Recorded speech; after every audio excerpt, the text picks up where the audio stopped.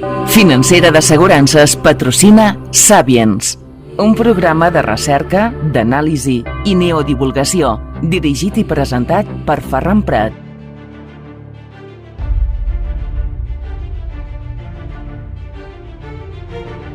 Salutacions, saludos, benvinguts, bienvenidos al Sapiens. Les habla su amigo Ferran Prat.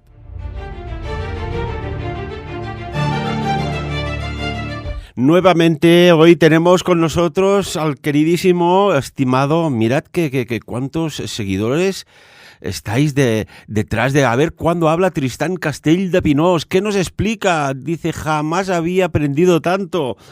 Profesor, estarás contento también como yo, ¿no? Buenos días, buenas tardes o buenas noches, depende de la hora que nos escuchan. Buenas lo que sea, para así cubrir todo el arco temporal.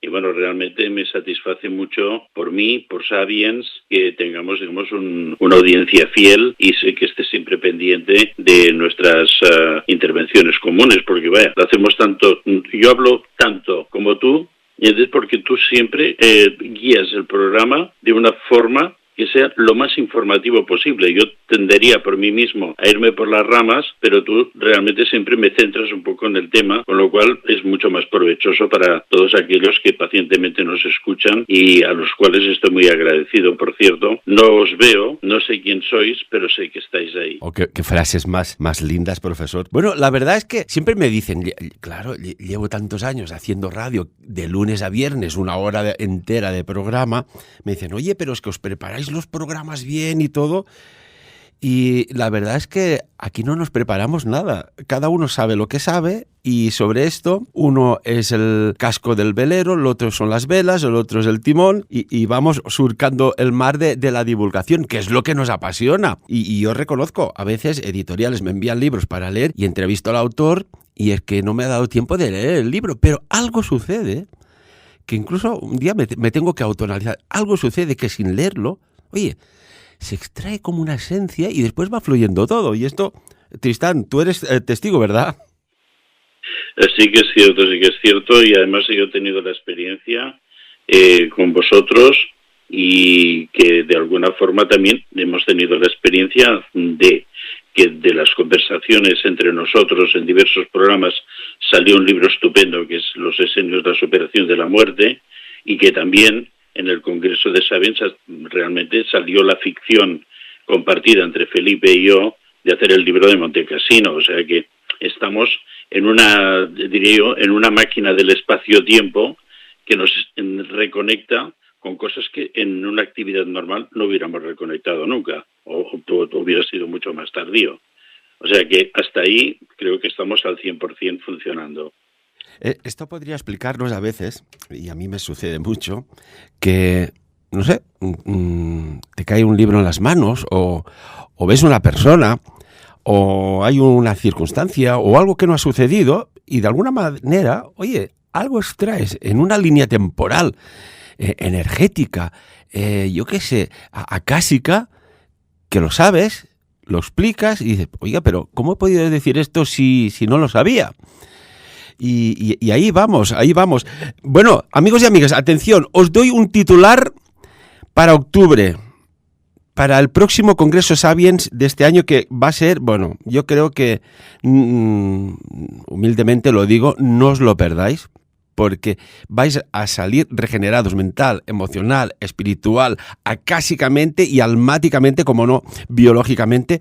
Y además, si me permite el profesor Tristán, os voy a filtrar, ahora que no me oye, el título de su conferencia, que tiene dos. Una compartida con Felipe Botalla para hablar del misterio espectacular de Montecassino en Italia, y otra que estará en solitario, también con Olga, una grandísima poeta, titulado Nostradamus, ojito, el oro templario y las cuartetas secretas. Yo no he dicho nada, profesor. Bueno, yo no he oído nada, No sé de qué va eso. Bien. Bueno, será apasionante. No me cabe la menor duda, como siempre, y tanto que sí. Bueno, hoy vamos a hablar en esta conversa con Tristán de algo que a todos nos llama la atención. las pirámides, la piramidología. Tenemos nueva información, ¿no? Sí. Bueno, es un tema inacabable, como tú sabes, ¿no? Y también es cierto que, bueno, fíjate una cosa muy curiosa.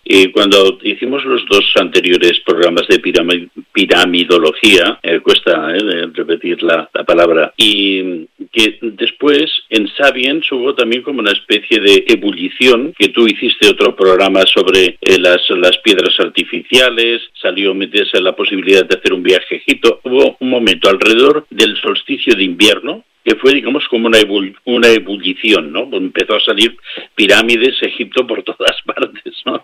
Esto es realmente bueno porque yo creo, y hoy hablaremos un poquitín de aquí, que realmente tengo que darle la razón y me cuesta un poco el contexto ideológico de la francmasonería, que siempre ha dicho que todo tiene su origen en Egipto.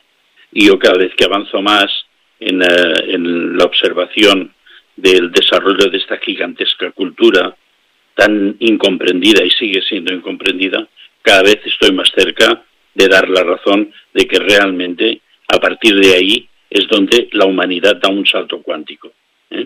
Y hoy miraremos de seguir entrando en esta ciencia de la piramidología, esta vez lo he dicho sin tropezones, y plantear unas cuestiones realmente, digamos, interrogantes, importantes, que de alguna forma se han pasado siempre por alto, ¿no?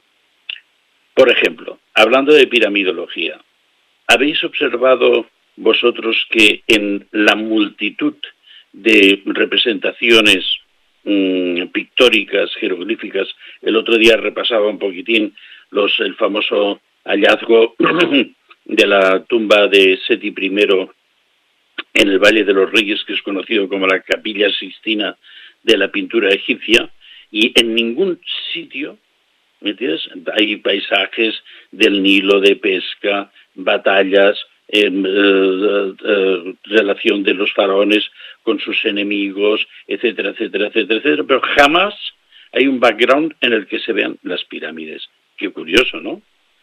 Si este pueblo cohabitaba con esa manifestación tan absolutamente, digamos, increíble, sigue siendo la pirámide del Khufu, quizás el edificio más grande que hay en el planeta Tierra, ¿no?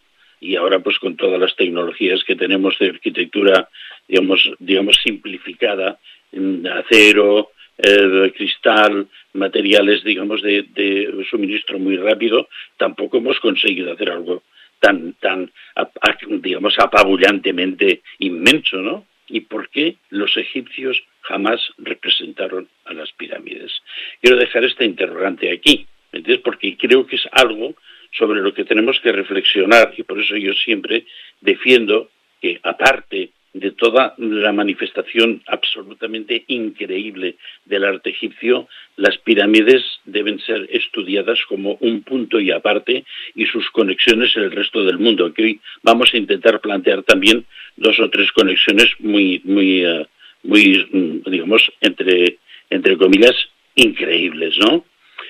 Pero bueno, partimos del último, vamos a llamarle capítulo, en el cual habíamos hablado de la máquina del espacio-tiempo, que era Saqqara, con esos, digamos, con esa hiperamplificación de las frecuencias a través de los sonidos de los cuencos de alabastro, y posiblemente la resonancia y de la captura de energía taquiónica a través de los vasos, la inmensa cantidad de vasos de cristal alquímicos que se encontraron en Saqqara, y que todo eso habría seguramente generado una especie de cúpula electromagnética, una especie de éter, ahora que se habla tanto de los domos y de los simuladores, y que parece una cosa como muy increíble, pero yo creo que en aquellos tiempos ellos ya eran capaces de dominar el plasma electromagnético radiante y crear, digamos, alrededor de la pirámide de Saqqara como una especie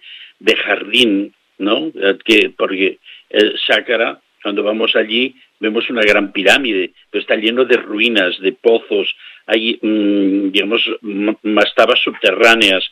Últimamente están saliendo muchísimo material pero subterráneo, que no se entiende cómo se pudieron de alguna forma crear esta especie de necrópolis subterránea que van apareciendo ahora. Ha habido 3 o 4 casos muy apabullantes, uno del Museo del Louvre, otro de las aguas que han sacado cantidad de material, y hay otros grupos que están excavando en la zona, y muchos de ellos están trabajando en pozos súper profundos, ¿no? O sea que el tema es muy complejo. Yo creo que la zona de Sácara era un lugar protegido y que de ahí salió el segundo paso, que fue Giza, ¿eh? O sea que la primera experiencia de crear estos campos de luz, y ahora hablaremos, pues dices, hombre, campos de luz, Tristán, es que te estás enrollando como una persiana, porque esto puede ser absolutamente, ¿entiendes?, una ficción. Bueno, os voy a explicar, para ilustrar un poquitín esto de los campos de luz, algo interesante, y será, digamos, un pequeño paréntesis. Ya sabéis que la Esfinge, que hablaremos quizás más adelante, de sus entradas, y hemos hablado en el primer capítulo de las visiones de Olga, que se han confirmado con los georradares, con el programa que se hizo Scan Pyramids, que se escaneó toda la zona de los subterráneos. Hay un grupo también japonés que trabajó sobre Hawara, que hoy vamos a hablar de Hawara también, y manifestó que todo lo que revelaron los escáneres coincidía con las descripciones que los 2 historiadores antiguos o los geógrafos antiguos habían dado, de Heródoto, de Halicarnaso, y muchos más, Estrabón.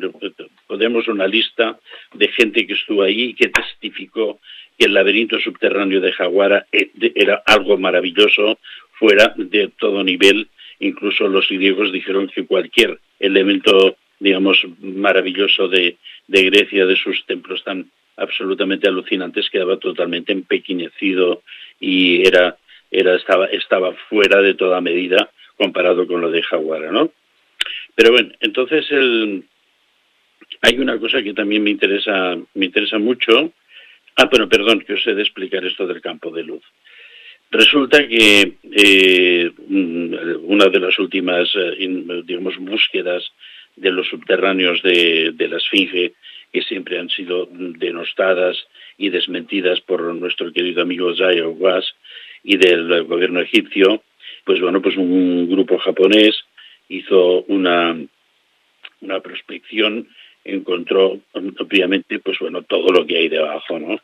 Entonces, pues bueno, después de ser prácticamente expulsados de Giza, diciendo que era, digamos, una locura, y digamos, denostando la acción de este equipo de investigadores, el gobierno egipcio continuó tomando en base estas investigaciones, continuó, digamos, la prospección de canales internos dentro de la Esfinge, y tal como habían manifestado los egipcios, había una entrada entre las patas, consiguieron entrar dentro y encontraron, pues claro, todo lo que hemos dicho en los anteriores programas, pero había algo mucho más importante. Uno de los túneles que salía en dirección hacia las pirámides estaba sellado por un campo de luz. De esto que estamos hablando. Había una emisión de plasma electromagnético que rechazaba a toda la gente que se aproximaba allí. Era una barrera de luz. Absolutamente superados por esta circunstancia, dispararon varias veces contra el campo de luz y las balas, ¿me entiendes?, rebotaban, y entonces pues, no había ningún tipo de posibilidad de acceder hacia, digamos, la otra parte de este laberinto. Entonces, pues, bueno, pues el gobierno egipcio buscó ayudas y alguien, que no se ha revelado la identidad, consiguió desactivar este campo de luz. Yo tengo la impresión de que una de las personas que estuvo vinculada con esta desactivación del campo de luz es el egiptólogo y también, para mí, uno de los grandes de la investigación de la paleoarqueología y su relación con los, digamos, campos energéticos, que es Larry Hunter. Desafortunadamente, no hay traducción de sus libros al castellano. Hay una página de internet muy extensa y muy completa que, bueno, para mí es un tema de estudio. Y él él aseguró que realmente que el campo de luz existía y que había sido desactivado y que eso había permitido entrar, digamos, a estas zonas desconocidas de los pasillos que de alguna forma se van repartiendo por la gigantesca ciudad subterránea, porque él habló de que todo lo que se había realmente testificado y de que se había encontrado era una gigantesca ciudad subterránea, ¿no? Entonces, pues bueno, yo creo que en el caso de Sácara lo que era una máquina para producir estos campos electromagnéticos en forma de cúpula o en forma de domo que quedaba totalmente, digamos, aislada del mundo exterior. Alan Parks, que también es otro de los audaces traductores de las escrituras cuneiformes, habla de que el tema, y después hay otro investigador muy interesante que quizás algún día nos dé tiempo a hablar de él, que se llama Schlossmann, es un apellido de origen alemán, o sea, señor Castells, o sea, el señor de los castillos, Schlossmann, que tiene unos trabajos muy apasionantes, entre ellos una especie de novela de ficción que yo recomiendo muchísimo a los que os interese este tema de Egipto, que se llama Y Dios resucitó en Dandera. Pero tiene trabajos muy apasionantes que al menos en castellano se han publicado. Este es el único que se ha publicado en castellano, ¿no? Pero nos encontramos ante esta cosa porque además la pirámide, que ya comentamos en los anteriores capítulos, tiene un reflejo negativo, es decir, tiene una proyección subterránea. Es un campo de manifestación de la antimateria en el subterráneo, y eso es lo que hacía que esa máquina, hablamos siempre de que las pirámides son máquinas cuánticas, referido a Sácara, produjera regeneración celular, las posibilidades de viaje en el espacio-tiempo, que hoy vamos a hablar de algunos ejemplos muy interesantes, y después algo muy, muy interesante, porque recuerdo que cuando hablamos de las diversas denominaciones que se había dado a Imhotep, los griegos le habían bautizado como Asclepios, como Hermes Trismegisto, y tú me comentabas, ¿y esto es la misma persona? Hay algo muy interesante que, sentí que en este trabajo de amplificación, hiperamplificación de frecuencias, se podían, activar saltos en el tiempo de la misma persona. Y ahora vamos a ver esto de los saltos en el tiempo. Me parece muy interesante porque también vuelvo hacia atrás a algo que tú has comentado también en una muy buena intervención tuya sobre la fabricación de las piedras artificiales para construir las pirámides, que es la famosa los petroglifos, porque todo el mundo dice que es una estela, no es una estela, son unos petroglifos, por cierto, bastante mal conservados, que hay en la isla de Sahel, donde se dice que en los tiempos del rey Joser se produjo una carestía que después, convocando a los dioses, se resolvió. Esto nos suena al famoso mito hebreo de José y las épocas de carestía y las de los 7 años de carestía y de tal. Es un tema que lo dejo aquí porque quizás podríamos algún día penetrar más a este tema. Y de paso, aprovecho por decir que cuando yo hable de los petroglifos de la isla de Sahel en Asuán, bauticé a Joseph Davidovich, que fue el primero que habló de las piedras artificiales, como Roger Davidson. O sea, pido disculpas a los dos por haberlos intercambiado de oficio. Vemos que Davidovich fue además el que inventó la teoría de los geopolímeros, y además es un hombre muy interesante porque no tan solo trabajó en el tema de Giza, sino que trabajó en Pumapunku también, y después en las pirámides de Bosnia, ¿no? Pero, claro, estamos hablando de que aquí hay algo que supera la conciencia lineal que tenemos de la historia. Y ahora os voy a dar 2 ejemplos más y entramos otra vez en las pirámides de Giza, porque ya que hablamos de piramidología lo vamos a hacer a fondo, ¿no? La pirámide de Khufu no tiene 4 caras, tiene 8 caras. ¿Cómo se consiguió? ¿Cómo se detectó esto?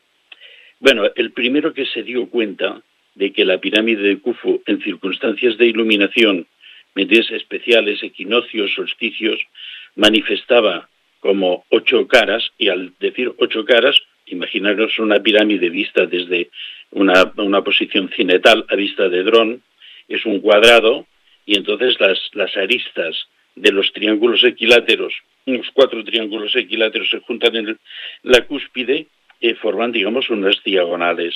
Pues bien, en el centro de estas diagonales hay otra línea recta que, digamos, en el centro de cada triángulo va hacia la base, que es la altura.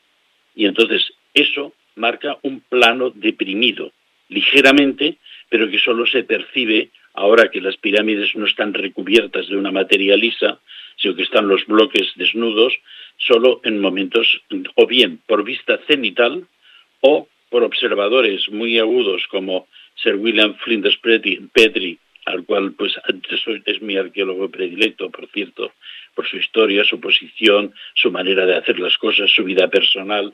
Tiene un museo en Londres maravilloso que yo recuerdo que todo el mundo, a él les recomiendo que vaya a verlo, porque además hay alguna cosa que vamos a comentar del museo que es muy interesante, ¿no? Pues bueno, resulta que después en Alien, en los finales de la Segunda Guerra Mundial, que es cuando pasan todas las cosas extrañas, el hallazgo de los papiros de Nag Hammadi, el hallazgo absolutamente masivo de los pergaminos de Qumran, etcétera, etcétera, todo eso, la destrucción de Monte Cassino, Santa María de Lerache, tantas y tantas cosas que pasaron al mismo tiempo muy extrañas. Pues bueno, pues este hombre pasa y hace una vista cenital de las pirámides en el equinoccio de invierno, y entonces se da cuenta de que esto, ¿me entiendes?, no es lo que se esperaba, porque aparecen las 8 caras de la pirámide de Khufu, solo en la pirámide de Khufu. Es un tema que creo que se ha investigado un poco, porque es otro de los temas tabú. Ya sabemos que hay una serie de tabús alrededor del mundo de Egipto que todavía no están superados. Por ejemplo, no sabiendo todo lo que hay debajo de las arenas del gobierno egipcio y de la arqueología oficial, se ha manifestado de una forma absolutamente clara, y esto nos dice que para construir esta pirámide, que tiene muchísimas relaciones matemáticas que están archicomentadas, para construir esto tenía que haber la posibilidad de tener una vista cenital, es decir, alguien tenía que haber sobrevolado la zona para poder dirigir, ¿me entiendes?, una manifestación, digamos, geométrica tan perfecta. No me cabe la menor duda. O sea, y aparte, los conocimientos de ingeniería tan avanzados, los conocimientos de arquitectura tan avanzados que después parece que se diluyan en el tiempo, los conocimientos de geometría compleja. Oiga, aquí había algo más. Nos quedan 5 minutitos de hoy, esta primera parte, de la tercera parte, de la próxima parte de la piramidología de Tristán Castelldepinós, pero es que es impresionante este tema. A mí me fascina. Incluso me gustaría que para el próximo programa que hagamos hablemos de las propiedades benefactoras para la salud del cuerpo físico y astral de las pirámides. Te lo ruego, te lo pido, por favor. Lo haremos. Tenemos un programa un poco más extenso, pero con toda seguridad. Porque además de las pirámides hoy tenemos mucho material interesantísimo. ¿Nos queda algún minuto? Estamos ya... 5 minutitos, profesor. Vale.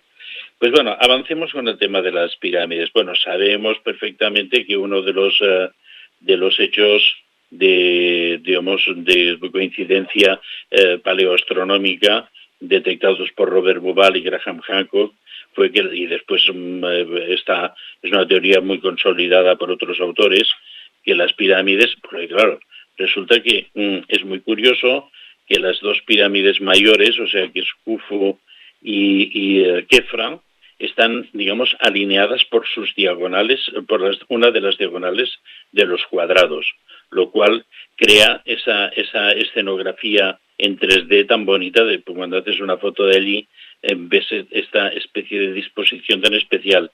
Pero la de Menkaura está fuera de esta línea diagonal. Y dices, ¿por qué? Porque realmente coincide esta asimetría con la proyección de las estrellas de Orión, ¿no? La constelación de Orión, ¿no? Pero hay algo más allí y que nos va a hacer entrar en otra comprensión. En el centro de la llanura de Giza había unos edificios en ruinas y el Trumbalo Melquisedec, que estuvo mucho tiempo trabajando en el tema de Egipto también, se le ocurrió dibujar en un mapa esa línea que unía Khufu con Kefra y que dejaba a Menkaura fuera, y entonces desde ese punto tomó un radio y entonces dibujó un círculo y se dio cuenta que al dibujar el círculo Menkaura quedaba dentro de uno de los arcos de la circunferencia. Es decir, no es que estaba separada, sino que seguía la línea de la circunferencia. Entonces hizo otra investigación geométrica y empezó desde ese punto a dibujar la magnitud áurea. ¿Sabes? La magnitud áurea al final se convierte en un desarrollo, es algo parecido, digamos, al desarrollo de las caparazones de los nautilus, ¿no? De los ammonites o de los caracoles contemporáneos nuestros, ¿no? Y entonces resulta que tomando el centro en ese punto y haciendo un desarrollo de la magnitud áurea, es decir, la secuencia Fibonacci, el número phi, las pirámides están perfectamente alineadas. ¿Qué quiere decir eso? Que ellos conocían perfectamente, bueno, claro, ya sabéis que al menos el número pi y el teorema de Pitágoras, él siempre dijo que eso habían enseñado los egipcios. También conocían el número phi. ¿Y qué tiene que ver el número phi con el ser humano?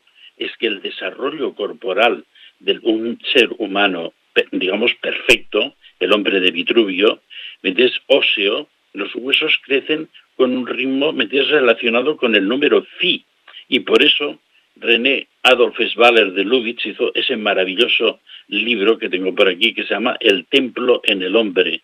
¿Entiendes? Y hizo una proyección del cuerpo humano sobre el templo de Luxor, en el que trabajó 15 años tomando medidas y comprobando algo que a mí me sorprendió y que gracias a un viejo arquitecto francmasón me aclaró. Y es que, claro, en aquellos tiempos lo que las medidas no eran en metros, en centímetros, ni en grados, ni en nada, sino que eran en pulgadas, en codos, en pies, y por lo tanto es decir que el cuerpo humano y su desarrollo estaba totalmente armonizado con todo lo que se construía. Es decir, ahora un arquitecto no tiene en absoluto ningún tipo de consciencia, y las casas son, digamos, como tumbas, no tienen radiación sanadora. En cambio, las casas antiguas, porque yo cuando empecé a trabajar en restauración, tomaba medidas y no había ninguna exacta. Incluso los muebles antiguos no tienen medidas exactas. Yo entonces se lo comenté a este arquitecto y me dijo, claro, es que en aquellos tiempos todo se hacía buscando la armonía del cuerpo. No era algo contra el cuerpo, sino que era una activación del cuerpo, era una arquitectura sanadora. Y dijo, y el número phi, ¿me entiendes? Y la talla de piedra, que siempre los famosos francmasones, ¿me entiendes? La talla de la piedra cúbica, ¿entiendes? Es importante, porque los bloques de piedra, y ahora estar atentos. Un minuto, profesor, y lo siento de verdad, amigos y amigas, pero es que hoy no tenemos más tiempo. Bueno, terminamos el número phi porque hemos de entrar en las investigaciones de la llanura de Giza desconocidas de Sir William Flinders Petrie, que esto sí que es un bombazo, ¿eh? Esto es un bombazo, lo vamos a dejar para el próximo programa. Y tanto que sí, un próximo programa que ya esperamos, que no os penséis que no llegará. Profesor, hay algo curioso, ¿no? Ahora que decías esto, y esto ya lo ampliamos en el próximo programa, no es lo mismo tener muebles en determinadas con determinadas formas, casas con determinada angulosidad, dejadme inventar esta palabra si existe o no, que de una manera u otra, ¿no? También estaría bien estudiar cuando vas a hacer una casa qué líneas energéticas se mueven allá, ¿no? Para para la mejor autorreparación, incluso en el descanso, porque lo que es extraño es que está aconteciendo un insomnio galopante por tantas partes que yo no sé si es interno, externo o invisual, pero algo está pasando. Piramidología. Seguiremos, Tristán, seguiremos. Quizás algún día hagamos alguna cosa sobre arquitectura sagrada. Me dejo de acabar de explicar lo del número phi para encontrar la liaison con el próximo programa. Y entonces ahí veremos que hay un punto importante, pero lo dejo en suspenso, para que haya un poco de suspense, hasta el próximo capítulo que hagamos de piramidología. Y empezaremos por la explicación mágica del número phi y sus efectos en la arquitectura. ¿Se os parece bien?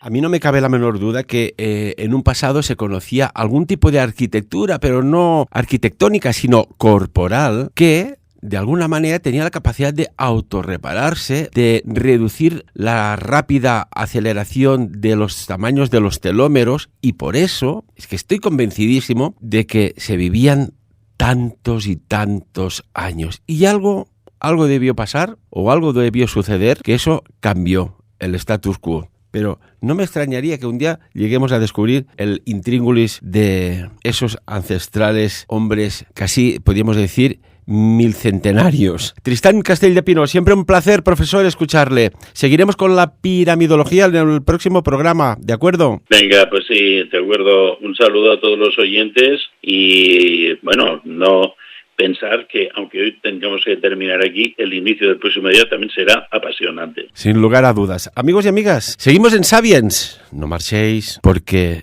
el misterio sigue ahí.